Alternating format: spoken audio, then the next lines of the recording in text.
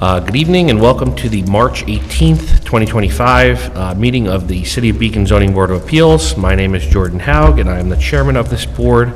Joining us tonight are three other board members. We are down one member this evening. That is important to note because our board requires 3 votes to approve anything that we do, no matter how many people are actually at the meeting. So if we're a quorum at 3 and we require 3 votes in that scenario and every other scenario. So in theory, there is one, well, not in theory, in actuality, there is one less possible potential affirmative vote this evening. So if you have a public hearing here tonight, we offer always to present, of course, and then you can always ask if you're feeling like you need the potential, all 5 potential yeses for the necessary 3. You can always ask for the vote to be adjourned to a following meeting. Just wanted to advise everyone about that. We're also joined by our new consultants, the new building inspector. Welcome. Thank you for being here. Our city attorney and the building department, zoning department, and everything. Wonder person, Mercedes. Thank you for being here. All the application materials will be discussed tonight, including any proposed resolutions and other documents, will be available on the city website. Also on the city's website is a link to the rules and procedures of the Zoning Board of Appeals. Okay, so that's good for now for an intro. Just some administrative items. There are 2 minutes, the January 22nd, 2025 minutes and the February 19th, 2025 minutes, the minutes of the meetings that we had. So I would like to take those one at a time. Has everyone had the opportunity to review the January 22nd, 2025 minutes? And if so, and if anyone would like to, any edits, comments, concerns, and if not, if I could have a motion to approve the January 22nd, 2025 minutes, that would be appreciated. Motion to approve. Motion by Montos. Can I have a second? Second. Second by Elaine. All in favor? Aye. And then I will ask if there are any comments or concerns, edits for the February 19th, 2025 Zoning Board of Appeals minutes, and if not, if I could have a motion to approve the February 19th, 2025 minutes. So moved. Second. Motion by Stowe, second by Montos. All in favor? Aye. Aye. Aye. And then we have some miscellaneous business that I would like to get out of the way. If we could first, George, if you could just give us just a recap of this particular project, what was approved, and then any previous extensions that we've given, please. Yeah, just give me 1 second here. Sure. Sorry. This is 152 to 158 Fishkill Avenue, right? So, Correct. this was originally approved, well, let me back it up. This is something that is before the planning board and came to the ZBA for a couple variances. The variances were originally approved back in July 2023, July 18th, 2023. They came back to us in March 2024 seeking an extension. That extended the approval, the July 2023 approval, to September 12th, 2024. This was, you may recall, back when there was some confusion about when things lapse, and it was supposed to be, and it was eventually corrected to be from the final land use approval. So then it was extended until September 12th, 2024. They came back to us at the September 17th, 2024 meeting and requested another extension, and they got that 6-month extension effective September 12th, so that would put us at around last week of 2025. So they're here seeking another extension, another 6-month extension, I believe.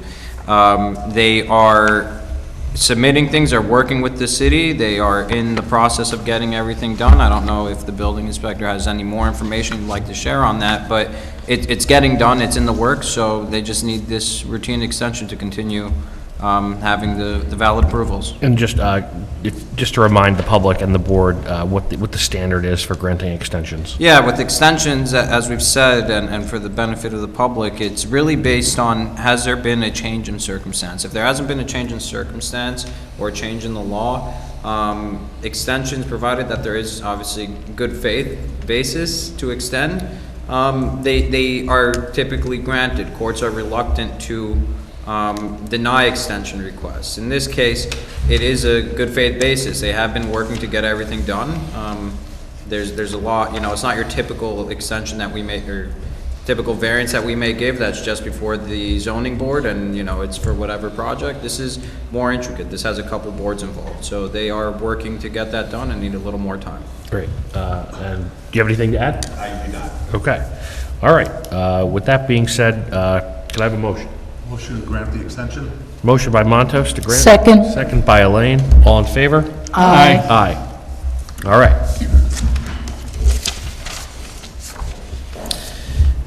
Okay, on to the regular meeting. May I have a motion to continue the public hearing on agenda item number 1? Motion to continue? Motion by Montos. Can I have a second? Second. Second by Stowe. All in favor? Aye. Aye. All right. This is 6 Cliff Street. Welcome back. So my name's David Freeman. I'm the architect for the project. As you remember last month, the neighbor who could not be here tonight, and her granddaughter Alex, I don't know, Mercedes, did she call you today? I asked her to, okay. Had come with a survey of their property, which showed a fence, and then expressed the concern that the fence had been removed. I talked to our surveyor. I've been out to the property a number of times. I've met with Alex, who's the granddaughter, a number of times. Basically, the two surveys kind of didn't talk to each other. So theirs showed their property with a dimension to the site's side yard.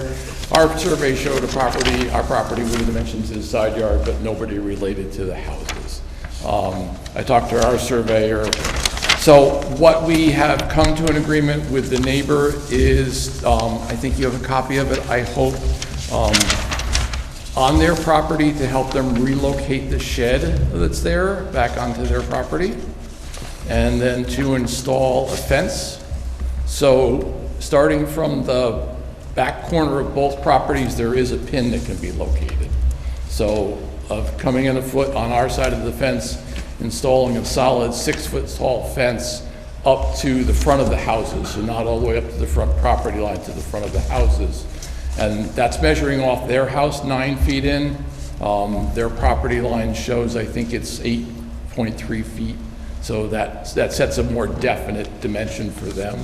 And then continuing the rest with just a chain link fence up to meet their corner. So the fence is basically on our property, but it encloses their yard. So I've talked to Alex, and she's talked to her grandmother a number of times. They've agreed to it. Like I said, I did ask her to call today. They couldn't be here tonight. So hopefully that addresses that issue. And then there was discussion last month about the rear deck, and if the owners would be willing to convert that into a patio to lessen the rear side yard. I know you'd asked about that. And that would be acceptable. So to remove the deck from the project, and if in time they want to install a patio at ground level, to do that. Question. Yep. Do you have anything in writing from the other homeowner saying that they agree to this? No, I don't. So that's... And do we have a definitive answer as to where the lot line is? Yes. So the lot line, there's a pin in the back. If you look on, I had given you a smaller copy of their survey. There's a pin in the bottom right-hand corner. That's the back corner. We all agree with that, and then we all agree that the front right corner, which is on their property line, which is the end of their fence, is the property corner. So what we're proposing is essentially to replace the fence that was removed with a fence on our property. And no, I had asked the owner to call here today. I gather she didn't, so.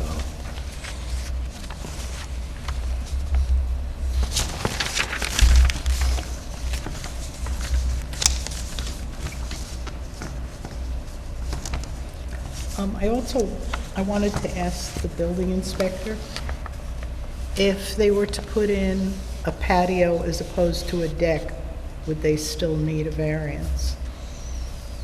I would have to look into that. I believe the answer to that is no. Oh, okay. Right. Yeah. And so that does, I know you'd asked that last month. Yeah. That does help our request for a setback and variance for the rear.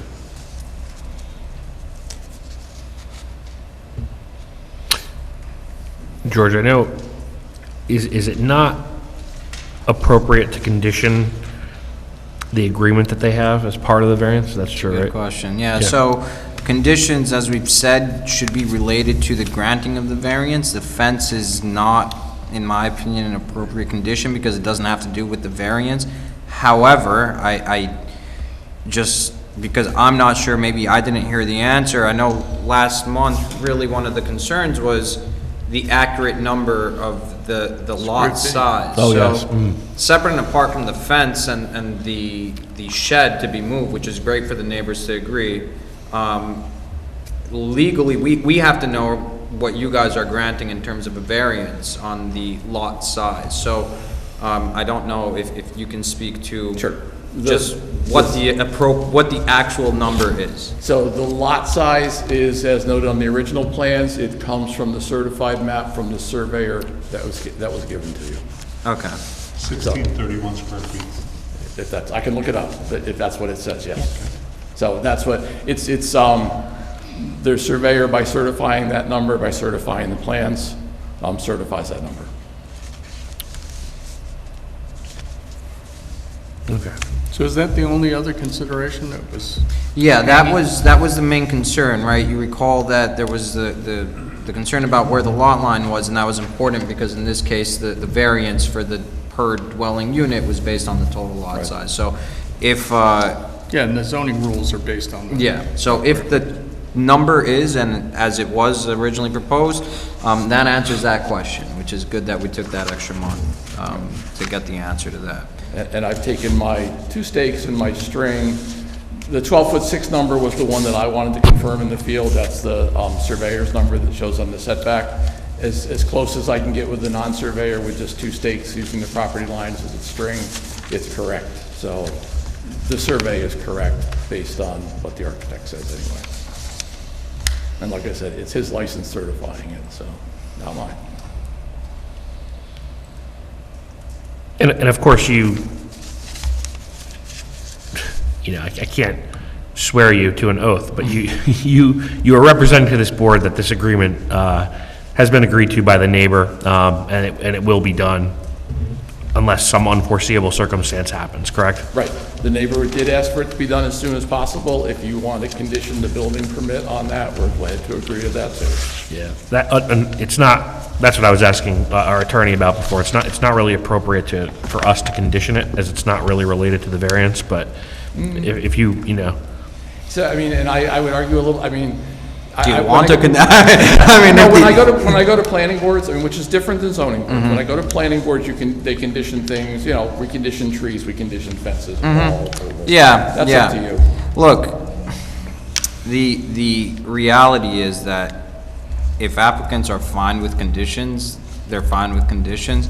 The concern, right, for our office is always legally what that means, and I'm not saying the applicant would ever do this, but they might be fine with that condition today, and then in 2 weeks' time say, oh, no, and Yeah.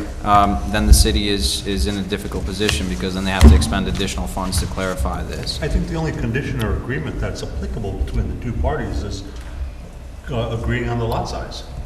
Yeah, and that's not even really a condition of That's not even a approval. condition. Yeah, that's what I'm saying. So a condition of the fence, or It's the, irrelevant. exactly. For our purposes. For yeah. ZBA's purposes. Okay. Planning boards can condition on plantings and stuff, because it's related to the site plan, but the fence, unless you guys think it is, I don't believe it's related to. Or the moving of the shed. Yeah, or the moving of the shed, exactly, is not related to any of the variances being sought. Or getting rid of the stump that's underneath the shed, but that's. All right, so just to bring it back, Yep. well, bring it back to what we're doing here, right? So this is a variance to allow for a minimum lot area. So the required square footage is 2,500 square feet. There's 1,631 square feet here, and that is to convert this from a one-family residence into a two-family residence, just to bring everybody back Right. in. So does the board have any other questions related to this application? Or we can close the public hearing, and, well, I'll open it up to the public before we do that, but do we have any more questions for the applicant right now? I do. Who's going to be residing in these units? So the upper floor will be the owner, Okay? and then the lower floor may either be their son or may be a rental. Okay. So, and that's why, the upper floor, out the back, we're proposing a larger set of windows because it does have this beautiful view of Mount Beacon, and I get to hear about that every time I talk to them, so. But right now I'm being told it will be the owner on the upper floor. So potentially a renter on the lower floor. Yes. Of course, no, at any time it can become a dual rental. Correct. I don't have any other questions. I'm fine. Anyone else, Elaine? All right. Anyone from the public wish to speak on this application? All right. With no one from the public wishing to speak, I will ask for a motion to close the public hearing on agenda item number 1. So moved. Motion by Stowe, may I have a second? Second. Second by Elaine, all in favor? Aye. Aye. All right, and so now we will go through. And Jordan, if you Yes. don't mind me stepping in here. Sure, please. Because these variances, sometimes we analyze them, sometimes you guys analyze them rather, together. These variances are a little different. One's a rear yard setback, one's a total thing. So I encourage you to deliberate, quote unquote, as to each variance, and then vote as to each variance. So, and it doesn't have to be deliberate, vote, deliberate, vote. It's easier to just do deliberate as to variance 1, which we'll call variance 1 the lot size. Sure. And then variance 2 being the setback. Deliberate as to each one, and then at the end you could do a vote. But I encourage you guys to analyze each one separately. Okay, very good. Thank you, George, for that. So we will again call variance 1. So this will be the variance request is a 869 square foot per dwelling unit minimum lot area variance, which is from City Code subsection 22317.d, which again allows for, we would be allowing a 1,631 square foot two-family residence, where in this zone 25 square feet are required. And so as to whether an undesirable change will be produced in the character of the neighborhood or a detriment to nearby properties will be created by granting of the area variance, the board finds that. I mean, my opinion is it would be an unwelcome detriment because of congestion. I mean, this is a pretty significant request here on this. I understand the zoning area allows for multifamily there. However, it doesn't allow for period at the end. It has to meet other conditions as well. And this is a pretty significant ask, in my opinion. I would characterize it by overly congested. So I think an undesirable change would be introduced. All right. Anyone else have any commentary? Well, I have the question, which is, if someone was proposing to build the house that is there now, not the new extended house, would it be out of variance? Meaning? For a single Yeah, family. For a single family, right. I guess the question, or put another way, what's the minimum dwelling area for a single-family residence in that zone? This, I don't know. Right. Off the top of my I assume you don't know yet. I don't know. Yep. Well, so I'll tell you the Well, rationale. it would simply for the setbacks on the side, at least on the left side, it's only 7 feet 8 inches. Right there, you're out of line. The original building is non-conforming, so Well, that's what I was getting at. The original building is now non-conforming now with the zoning rules as they are now, maybe not when it was built, right? Right. So it's a house that is congested already in a sense, that it's taking up more of the space on the lot than potentially the zoning would require if you were building a new house of that size. So all I'm saying is that that raises the question then, if you're turning it into a slightly larger house with a second story, you're potentially lying within the original square footage, the footprint of the house really hasn't changed much. So in that regard, I would say it's sort of, historically, it's been there, it's been grandfathered. I don't know exactly what the zone requirements are there. But if in fact it would be out of compliance, it's now out of compliance, but it's only slightly worse. So I'm offering that as a counter argument to what you were suggesting. From a structure perspective, I don't disagree with you. The factor that isn't being considered or should be considered is the addition of a second family. Right, no, that's right, I left Right. that aside. Right. Looking at it strictly from the point that you just articulated, I can understand your position. So just to, further potentially play devil's advocate, and I don't know if this is the point to really argue it, it's, if you're not talking about the structure, but you're talking about the use, essentially, although it's not a use variance, yes, I think that there would be, obviously an additional family, additional usage. But I think the question is that desirable or undesirable? You could say, okay, well, additional usage, more wear, more just, human beings could be undesirable, but, we also have a housing situation right now that, is not tenable, some might argue. And so is adding an additional, housing unit to the city stock a desirable change? I think one could argue that. You could also argue that a family could just move the son or whoever into the existing house and just cram them in, and you'd have the same amount of, extra people in the neighborhood, the same number of extra cars and so on. This is just perhaps doing it in a more habitable way. Well, I mean, you were speaking about how the fence and what really isn't germane to what we're looking at in terms of the area variance they're looking for.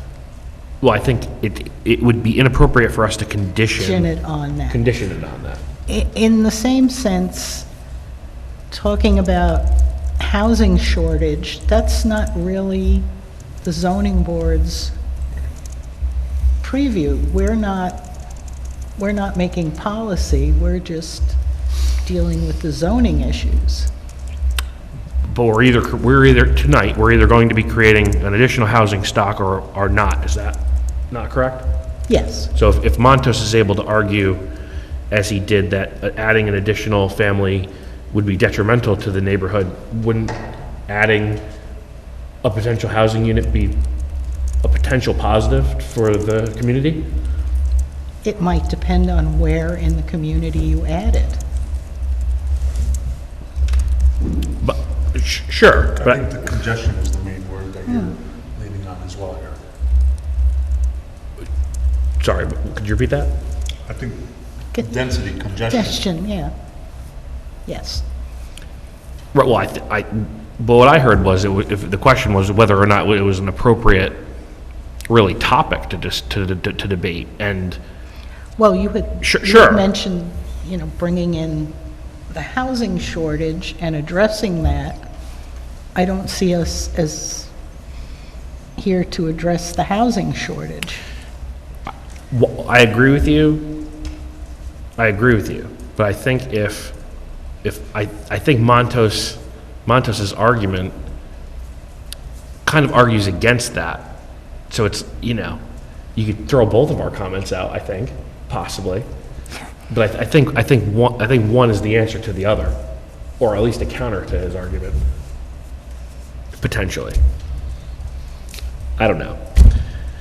Okay. Well, I agree that there have been many times that we've discussed the interpretation of some circumstance, and then when looking to the zoning regulations, you have to read into them that they express a desire of the city for certain things to happen and other things not to happen.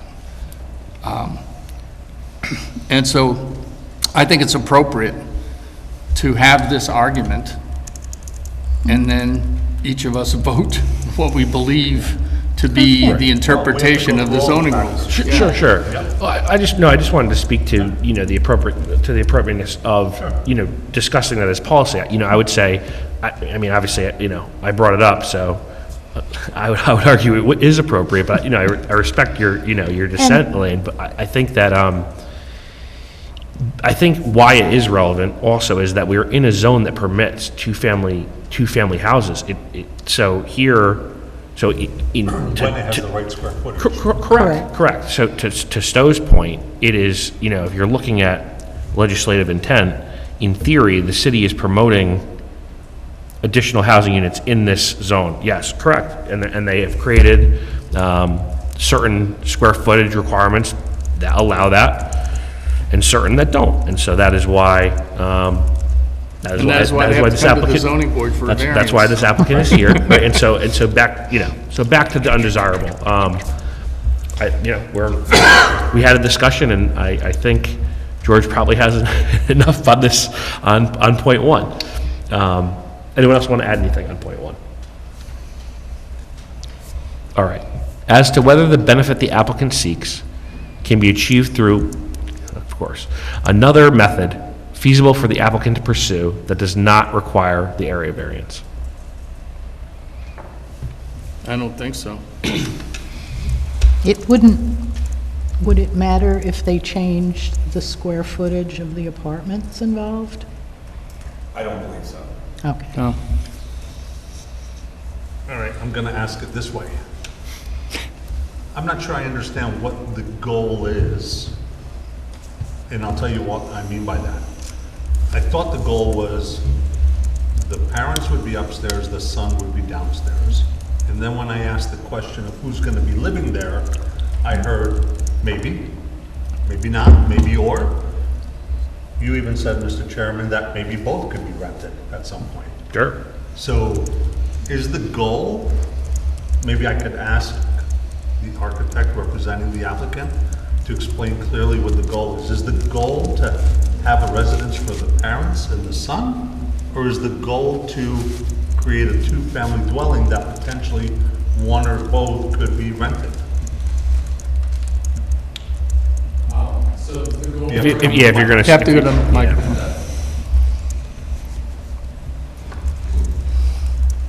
The goal right now is for the owners to live upstairs. There was discussion about the son living downstairs, but I believe the final goal is for the owners to live upstairs and for the downstairs to be a rental. Okay, thank you. Okay. And if the son lived downstairs, he'd be renting. He'd be a renter anyway. He wouldn't have any specific, special. I wouldn't think so, but we all love our children differently. So if that's the case, I don't see any other way this could be done if he wants at least one rental unit. He would have to have it as a two-family.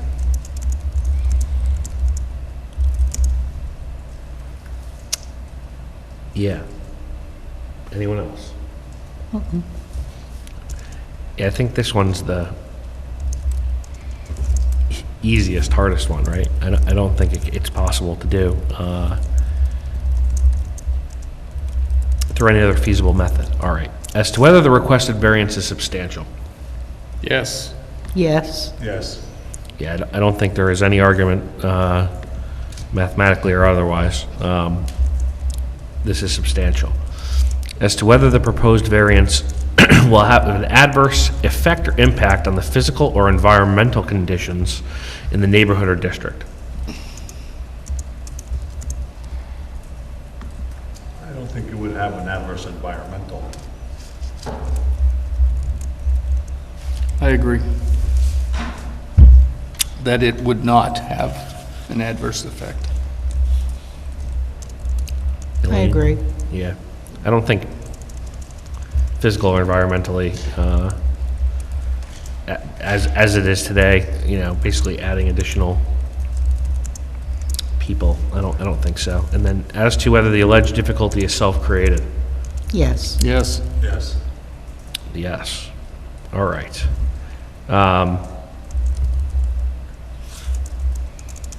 Okay.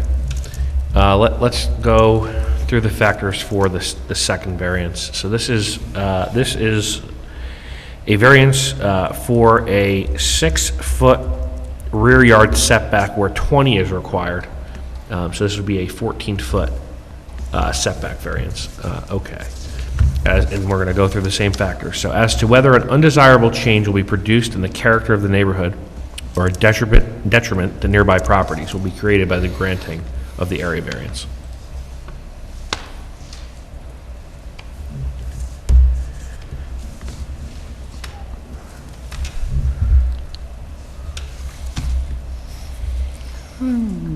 Yes.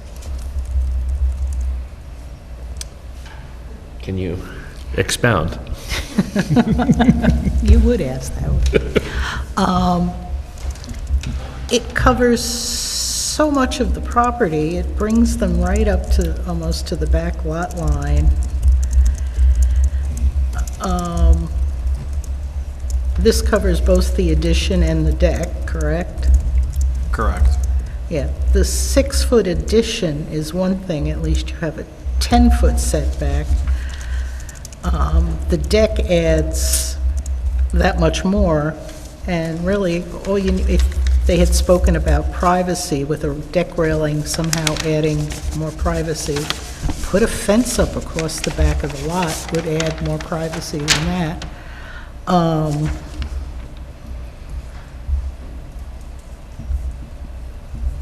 Considering the size of the lot, I would say yes. And I actually think, George, last month you said the only reason for wanting that, right? Let me take that back. You said a reason for wanting that was to keep people from coming onto the property, that the railing of the deck would do that. But I also believe you stated last month that you believe the applicant would be okay by putting up a fence and just putting in a ground level patio. Okay. So then it would be a different area variance, correct? It would only be for the 6-foot? Would it need a variance? Well, Yeah, it would. Excuse me as I hop in, just, if there's no deck, I believe the patio would not require variance, but there would Right. still be a variance for the 6-foot extension? the extension to the building. So it'd be a less intrusive variance, so to speak. And do we know how much? I believe the plan, you guys have the plans. If you look at sheet 1, that has the zoning table, it's from last month's documents. I don't know if you have it in front of you. It is, according to the drawing, I guess you don't have it in front of you. According to the drawing and according to the zoning table, the addition would be a 12-foot setback and the deck would be a 6-foot setback. So if you remove the deck, it's a 8-foot variance because it's 20 required and 12 proposed. And what is currently there? Currently, right now, I think it's just you're talking about the current distance? Yes. I don't know how long that extension is. I don't know if the architect knows that. Let me see. No, this doesn't.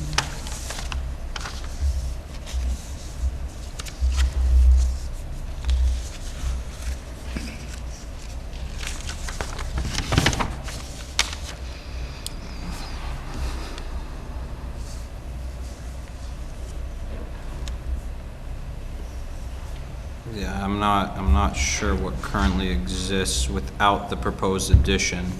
Isn't that what this is? Yeah. I think I found, Oh, you guys have the survey, that's right. I don't have the survey. so, It would be, That's the existing yeah, it would be 16.73. 7.3. Yeah, so if the proposed addition takes it to 12, so it's about a 4.73 foot addition, if that sounds accurate.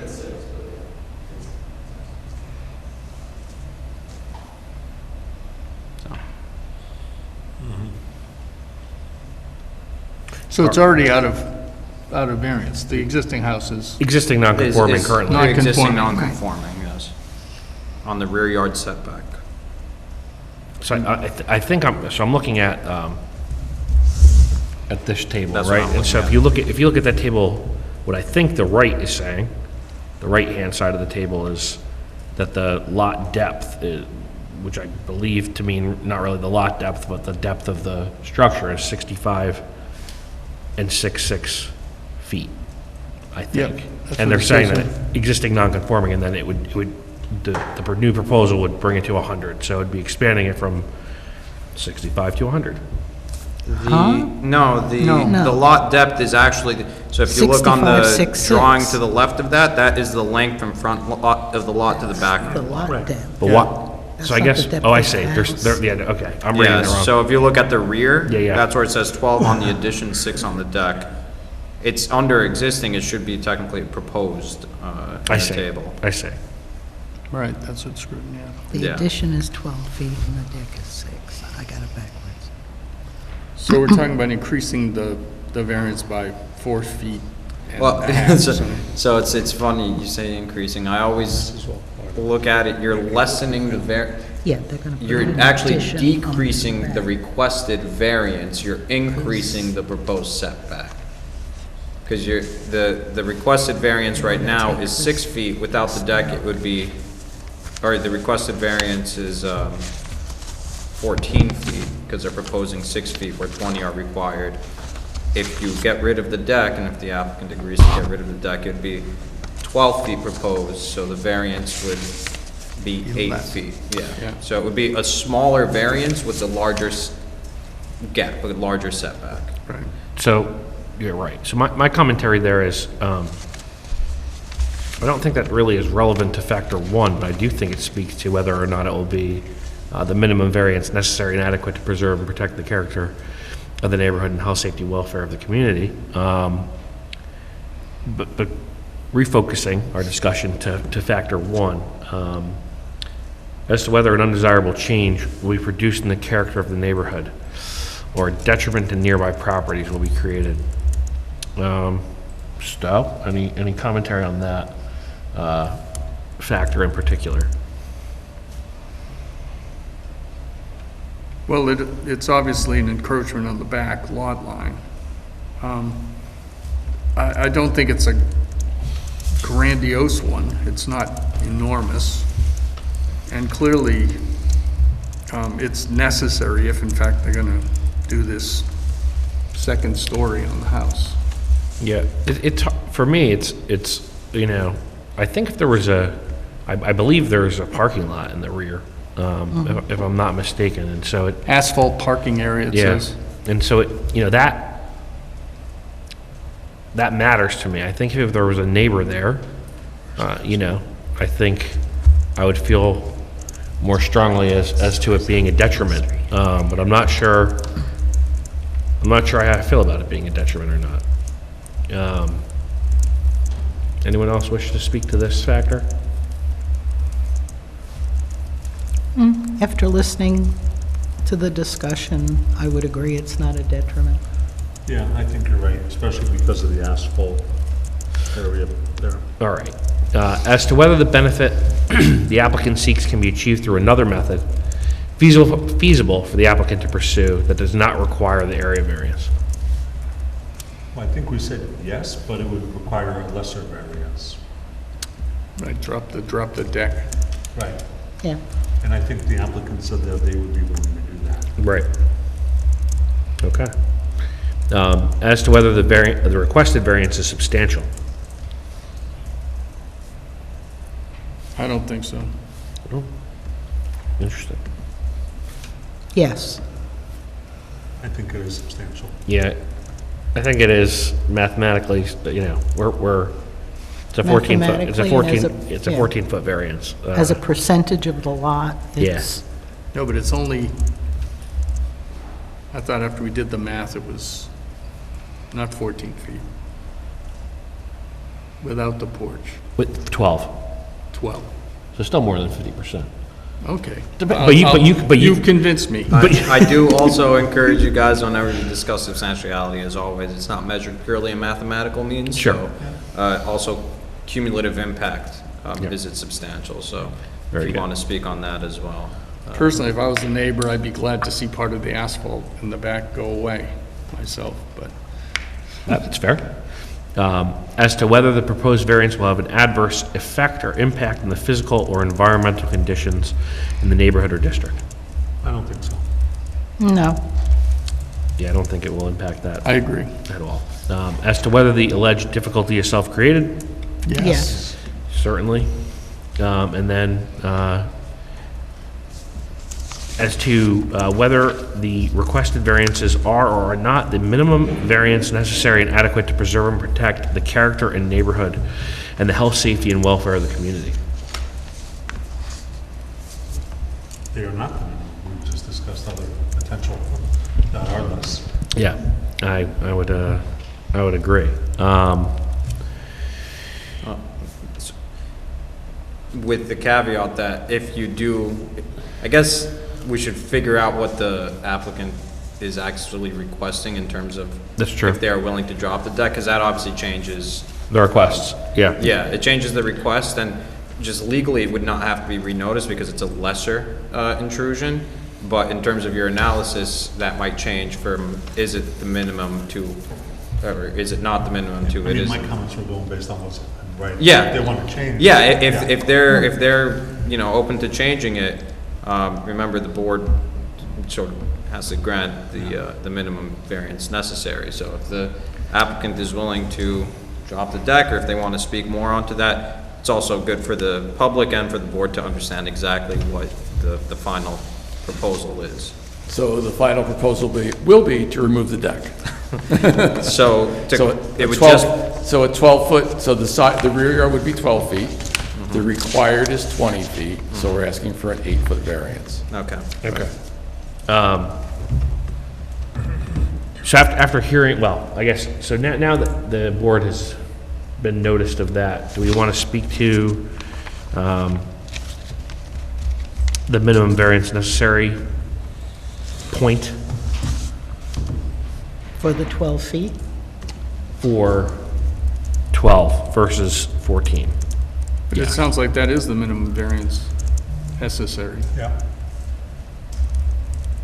Sure. Well, minimum variance that they're willing to give, right? Well, in order to build the. Yes, the- yes. The structure that they're talking about. All right.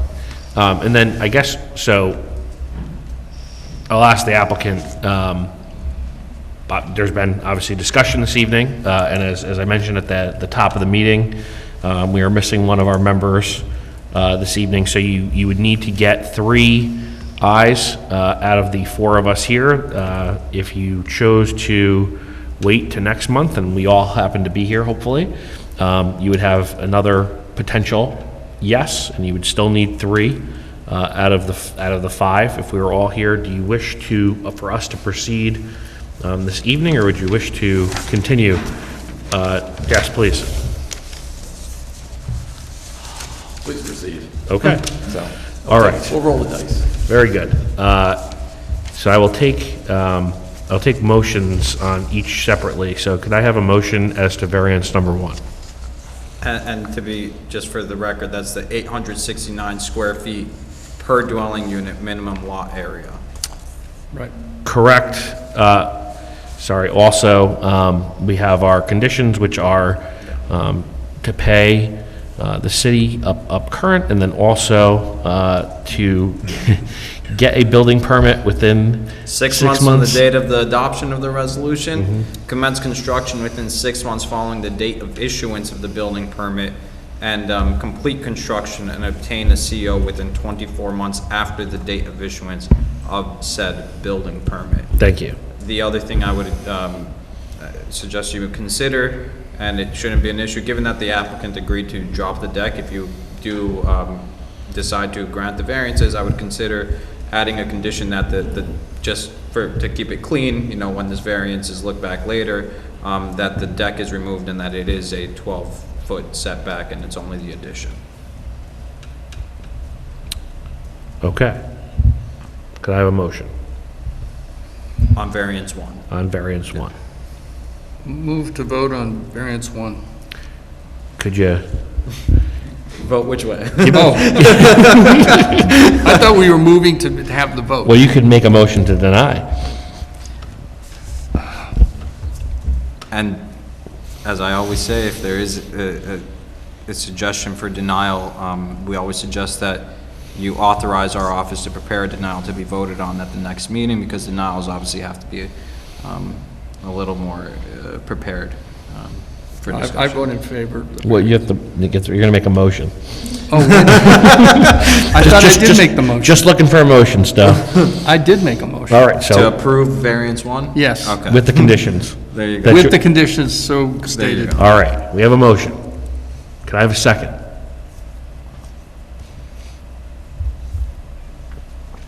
Are you sure you don't want that adjournment? Still open for you? No, all right.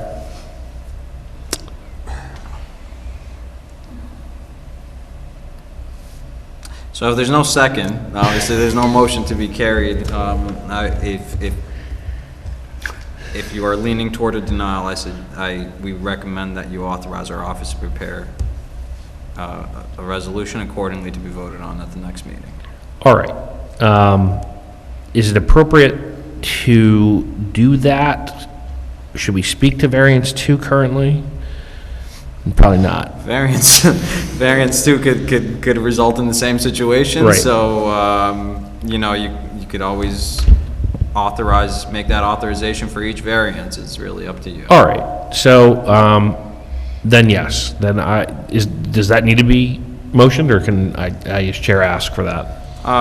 You can make a All motion right. just for formality's sake. Sure. So, would anyone like to make another motion?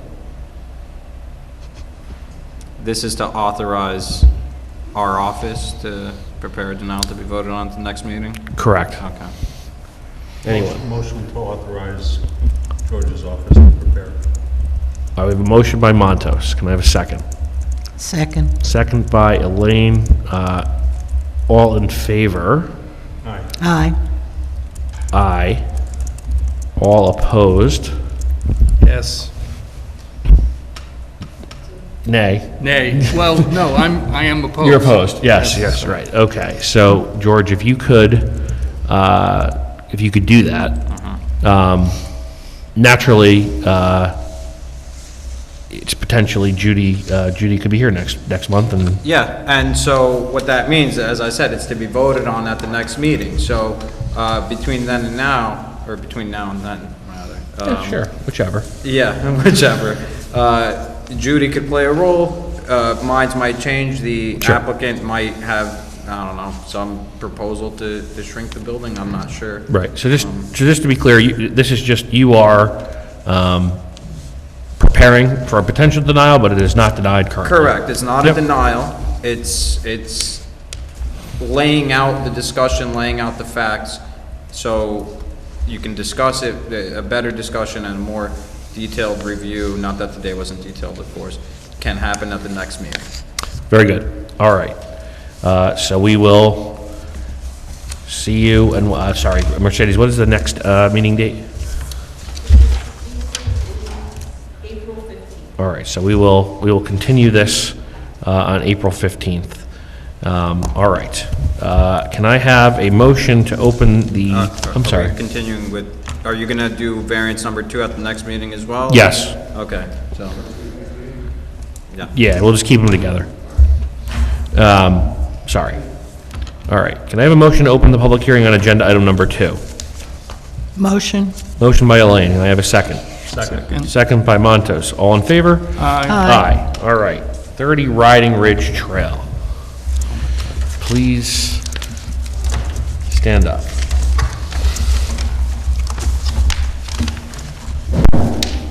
Good evening. Hello. Good evening. I'm here because Mr. Torres, Mark Torres would like to put a carport. I'm sorry, could you pull the mic a little closer to you? It's a little hard to There? hear. Yeah, that's Can you hear me? better, Okay. thank you. And please state your name. Marcia. Marcia Lopez. Mr. Mark would like to put a carport, 20 by 20, at his property at 30 Riding Ridge Trail in Beacon, in which is allowable by zone, by the zoning he's in, R180. But the carport, the way the property is situated, it's the property line, it's not allowing him to put it because it's in front of the property. I have a picture of it, if you guys, I'm not sure if you guys got that.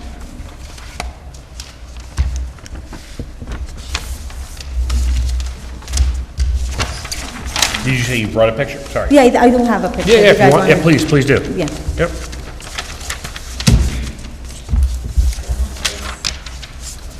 So right here is the property, the front of the property. So he doesn't have a backyard. So all his yard is in front of his house. So because of it, and the best place, and his property is under a hill.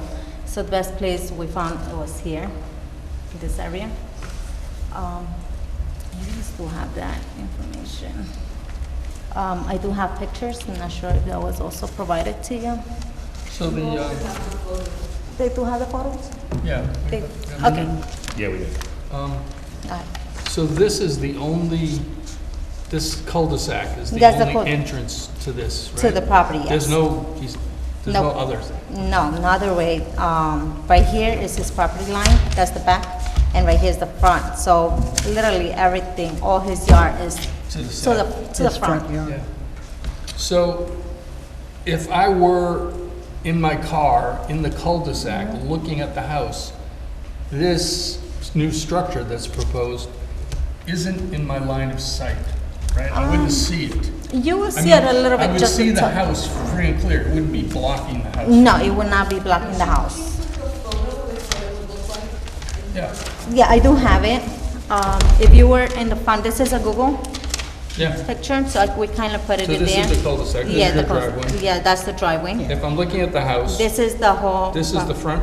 No, That's the that's the back. Okay, So the front, it's here, so if you were. around here, you come, Yes, you gotta come all the way around, and this is where we're proposing to put it, yeah, right here. There's, it's already asphalt, yeah. so it's not, environmental wise, it's not affecting. This is already there. Yeah, I guess the real question from my viewpoint is what's the definition of in front of the house? Sure, so, and so I think that, I think that's important to talk about, right? So, to understand what the purpose of this requirement is. So, just again, to reintroduce this. So this is a requested variance to allow construction of a 20 by 20 foot carport to be located forward of the front line of the primary building. So presumably, right, the code requires the detached garages and other accessory buildings, which a carport would be, to be, none of those buildings shall be located, it says behind, but I think it would be beyond, right? It's interesting. Let me see. I mean, it's allowable. I'm sorry, yeah, It no, the was- building shall be located behind the front line of the building. So that is the requirement. That's what it is. Yeah. Yeah, so, It's where right we, now in where we front of found the it. best place, it's in the front and in that area, because it's the flattest area. Yep. And everything else is uphill, if you look into the property. So I guess I would normally turn to the building inspector, and I don't know if you're yet comfortable making interpretations of why certain zoning rules exist. But why would a city have a rule like this? For the accessory behind the Sure. primary, Yeah. so you wouldn't park in your front yard? Could it be my guess to put a shed in the front yard? Yeah, but in this case, it's not actually, at least for a line of sight issue, if I'm in the cul-de-sac, not on the property, and I'm looking at the house, it would be over to the side. It doesn't actually block the view of the house. So if part of the purpose is aesthetics, and we've had these discussions with all kinds of things recently, other cases with like people wanting to put driveways in front of their house, or whether their driveway cuts too close to the front door and so on. This one is off to the side. It doesn't seem to be in the same kind of class of issues. Yeah, my speculation is that the majority of houses probably have their front facing the road. Right. This one, I think, is an anomaly, or a small percent of, so, I mean, this law applies to the majority, this is not. Yeah, it's an odd-shaped lot with It's an odd-shaped lot, at an end of a cul-de-sac. It's very different. yeah. Yeah, I think it's very, It's a Unique. unique situation, Yeah. yeah, I agree. Elaine, anything to add? Yeah, I agree, and I'm sure it's set that way because of the slope of the land, otherwise they probably would have just gone straight up from the cul-de-sac instead of winding the driveway and setting the house sideways. Right. And they really don't have any back to put anything in, so, yeah, I don't see it as Yeah, an just, issue. I right. also think it's a very nice, elegant look, to be honest with you, the way it's positioned. And it will also help them from the heat, because they do leave the car outside, and during the summer, it just, the car is burning. You have to leave the doors open. And in the winter, and in the winter, just to keep the snow. keep from having to The take snow. snow off of it. Great, okay, very good. My name is Jay Machado. I just want to add to the location. If you could just speak, I'm sorry, if you speak in the mic, yeah, thank you. My name is Jamie Machado, and I'm just going to add a few details because of the site. And it's a trapezoidal site, so it's not like a rectangle or square. And you mentioned already that, you know, the front is not pointing toward the street, the cul-de-sac is an issue. It's also a story and a half higher than the street level. And you're correct, building inspector is correct in saying that one of the reasons rules is appointed that way is for curb appeal. And I believe that, you know, it's just, even though it's a separate building, it does not litter the street with obnoxious structure. It's, you know, elegant. You know, it's up in the hill, and as Marcy already mentioned, it was the only flat area. Everything else is steep slope. Toward the curb, from the carport, that's very steep. And then behind it, there's little, you know, the steepness comes closer to the house, so there's really no spot without major construction costs. And then on the other side, we have water issues because the hill goes up in between the driveway and the back of the property, which aligns with Route 9D. Excuse my ignorance, but are you two the applicants, or? No, I'm just supportive information. Oh, gotcha, are you a neighbor? I'm the architect. You're the architect. I represent the homeowner. That's actually the homeowner. Okay. Oh, okay. Got it. Thank you. Awesome, thank you, excellent, all right. Anyone from the public wish to speak on this application? All right, anything else you guys want to add? No, that's about it. Okay, very good. So I'll take a motion to close the public hearing on agenda item number 2. Motion to close the public hearing? Motion by Elaine, can I have a second? Second. Second by Stel, all in favor? Aye. All right,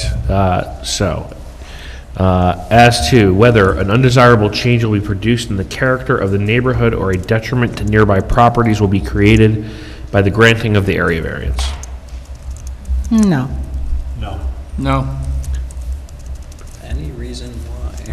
Well, I think I'll make the point I made earlier in our discussion, which is just it's out of the line of sight. It's set back to one side so that it won't have any sort of deleterious aesthetic impact at any rate. And there's really nothing to stop them from parking their cars in that location right now. Sure. This is just putting a carport there. It's not a big obtrusive structure, and it is set back from the road at a higher elevation. I agree with all those comments, and I would also add, I actually think it would be an improvement. I think if built right, done right, it would be very classy. Yeah, Yeah. and I'll add that, it just happens to be that the front is, probably was forced upon this house. If it was built normally, this wouldn't probably need a variance at all. So I think Yeah. that's important to note. As to whether the benefit the applicant seeks can be achieved through another method feasible for the applicant to pursue that does not require the area variance. I don't see how. I don't see where there's any place else on the lot that would work. There's nothing in back because it's hilly. There's no other level area to put it on. That's probably the least obtrusive place to put it. I concur. I agree. Yeah, I think they spoke to grade. I think that is the most appropriate spot. Yeah. As to whether the requested variance is substantial. No, No. No. Yeah, I don't think it is substantial. I think they have, it's just not substantial. As to whether the proposed variance will have an adverse effect or impact on the physical or environmental conditions in the neighborhood or district. No. no. No. I wouldn't see how. All right. And as to whether the alleged difficulty is self-created. Yes. Yes. Of course it is. As to whether the board finds the requested variance is or is not the minimum variance necessary and adequate to preserve and protect the character of the neighborhood and health, safety, and welfare of the community. I believe it's the minimum. It's the minimum. It's 2 cars. It's not. Yeah, I don't think it affects agree. any of those things. Okay, all right. And then if this is granted, we have certain conditions. Conditions are that all fees are current with the city, and then just want to also confirm that you guys would be applying for, obtaining a building permit within 6 months of the date of the adoption of this resolution, commencing construction within the 6 months following the issuance of the building permit, and then completing construction and obtaining a C of O within 24 months after the issuance of the building permit. Will any of that be a problem? Great. And, Mr. Chairman, the only other thing I put out there that you may want to consider, because we see this as a typical condition in other municipalities, remain enclosed. It shall remain unenclosed, rather, so that in the future, you don't put up 4 walls and it becomes a garage, so to speak. It's not a building, which, unless there's any issues there, I believe the applicant earlier said they're doing this, so it's not a building, and they want the circulation, so I would consider if you, Could they, if we grant the well, let's see. Doesn't that go against the whole definition of a carport that's being asked? theoretically, You're just saying to be very clear. yes, to be very clear. It's not necessary, because yes, a carport is not a garage, they're 2 different things. But the other municipalities, they like belt and suspenders approach. So I But guess, if it's not an issue, it's not an I issue. guess my question is, are we granting a variance specific to a carport, or are we granting a variance for a structure? It is specific to this 20 by 20 carport. Okay, all right, well, If it was a structure, for example, and not having a condition, then yeah, you could close it and you could have a Sure. a garage there, whatever the case may be. all right. I guess, if you feel like that's the best enforcement mechanism for the building department to have that, Are there any concerns on your side about leaving it? Okay, all right, Okay. all right, so very good. Can I have a motion, please? So are you adopted with that condition? Well, hopefully somebody has to make a motion. I would make a motion to approve, given that condition, definition of a carport not to be enclosed. All right, so we have a motion for approval with the normal conditions plus the additional condition that our attorney outlaid. Yes. Okay, motion by Montos, can I have a second? Second. Second by Elaine, and then I will just call the roll. Elaine? Yes. Montos? Yes. Stowe? Yes. And I am a yes. Congratulations. Can I have a motion to adjourn the meeting? And our next meeting again is Tuesday, April 15th, 2025, 7 PM. Can I have a motion to adjourn this meeting? Motion to adjourn. Motion by Stowe. Can I have a second? Second. Second by Elaine, all in favor? Aye. Very good, thank you.